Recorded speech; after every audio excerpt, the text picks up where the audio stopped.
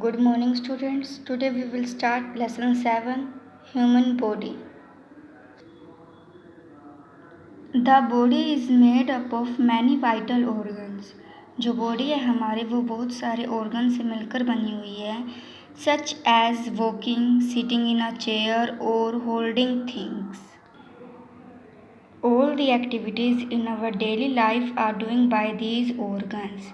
जैसे कि हम चलते हैं, चेयर पर बैठते हैं या फिर चीज़ों को पकड़ते हैं, जो भी हम एक्टिविटी करते हैं हमारी डेली लाइफ में वे इन ऑर्गन्स के द्वारा की जाती है.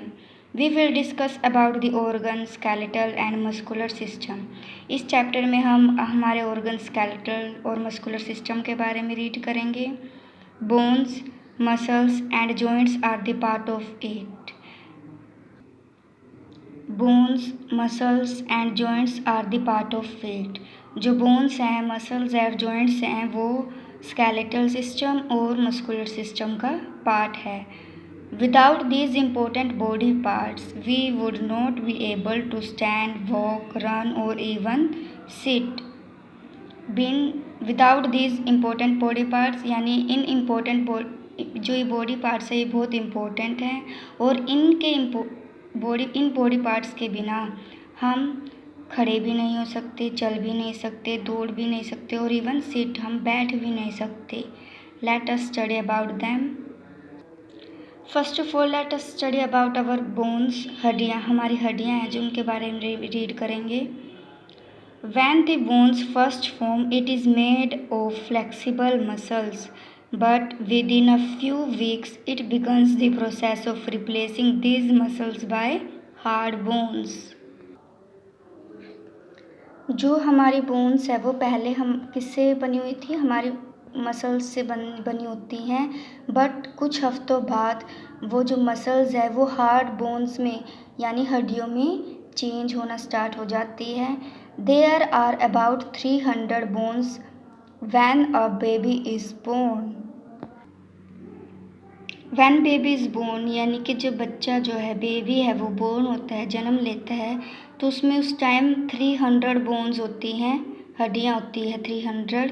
But the time it starts developing many of these bones get fused and finally have 206 bones. वैसे ही जब धीरे धीरे जो बच्चा है वो बड़ा होता जाता है तो जो उसकी बोन्स है, हड्डियां हैं, वो फ्यूज हो जाती है, आपस में जुड़ जाती है और तब उस टाइम उसके अंदर कितनी बोन्स बचती है, 206. जब बेबी बोर्न होता है तो उस टाइम उसके अंदर 300 बोन्स होती हैं, हड्डियाँ होती है और धीरे धीरे जैसे ही वो ग्रो होना स्टार्ट हो जाएगा तो जो उसकी हड्डियाँ हैं वो फ्यूज हो जाएंगी, आपस में जुड़ जाएंगी और लास्ट में जो उसके अंदर जो हड्डियाँ हैं वो 206 ही रहेंगी. They are joint together to form general framework of the body called skeleton. They are joint together यानी वो आपस में जुड़ जाती हैं, एक फ्रेमवर्क बनाती हैं जिसको हमारी बॉडी के लिए एक फ्रेमवर्क बनाती है जिसको हम बोलते हैं skeleton. The bones of kids and young teens are smaller than those of adults as they are in the process of growing.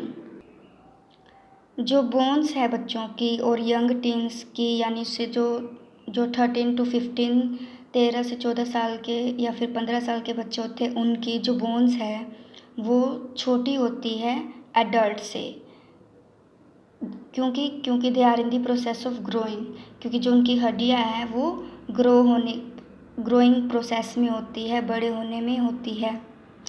जैसे आप कंपेयर करेंगे एक छोटे बच्चे को और एक बड़े बच्चे को, तो उनके जो हाथों की हड्डियों को ले लीजिए आप, जो हाथ एक छोटे बच्चे की हाथों की जो हड्डियाँ हैं, हाथ की हड्डी वो छोटी होती है. सिमिलरली उससे जो बड़ा बच्चा है उसकी बड़ी होती है. क्योंकि जो हड्डियाँ हैं वो ग्रोइंग प्रोसेस में होती हैं. Bones are of many shapes and sizes. जो बोन्स है वो बहुत सारी शेप्स और साइज़ की होती हैं. इट कुड बी लॉन्ग, ये लॉन्ग हो सकती हैं, शॉर्ट हो सकती हैं, फ्लैट, राउंड और इरेगुलर, किसी भी टाइप में हो सकती हैं. The longest bone is the thigh bone of our body. जो लॉन्गेस्ट बोन है, सबसे बड़ी हड्डी है हमारी बॉडी में, वो थाई बोन होती है।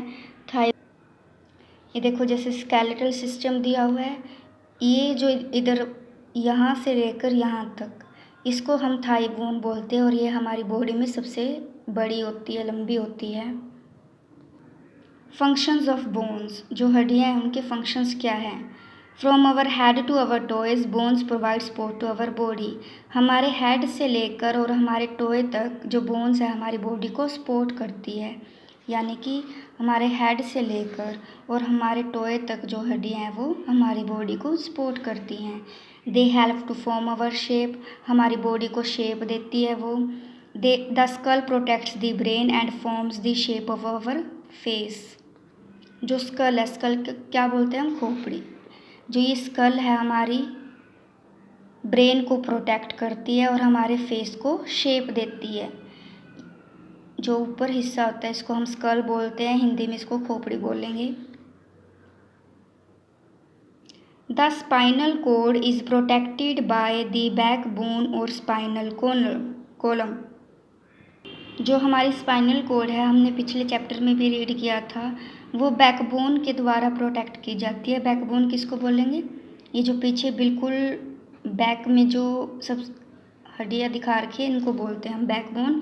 ये हमारी स्पाइनल कोड को प्रोटेक्ट करती हैं। The ribs form a cage that protects the heart, lungs, liver and spleen. जो रिब्स होती है हमारी, जो रिब्स क्या है ये दिखा रखी है, जो इनको रिब्स बोलते हैं और ये आपस में जुड़ जाती हैं तो इनको बोलते हैं रिब केज। ये हमारे अंदर ये क्या प्रोटेक्ट करती हैं? हार्ट को, लीवर को, लंग्स को और स्प्लीन को प्रोटेक्ट करती हैं। The pelvis helps protect the bladder and intestines.